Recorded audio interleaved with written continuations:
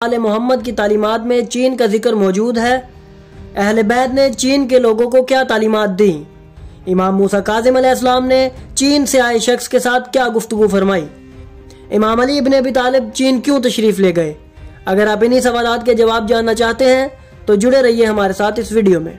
नाजरीन, इस दुनिया का कोई भी इलाका ऐसा नहीं है जहाँ अहले बैत की तालीमात न पहुँची हों। हर कौम व मिल्लत में मोहम्मद व आले मोहम्मद का जिक्र वाज़े तौर पर मौजूद है। दुनिया के हर बड़े रहनुमा ने इन्हीं हस्तियों से रहनुमाई हासिल की और अपनी ज़िंदगी को संवारा। जब हम इस दुनिया की तारीख का मुतालिया करें तो हमें दुनिया की हर सकाफत में अहले बैत की याद नज़र आती है।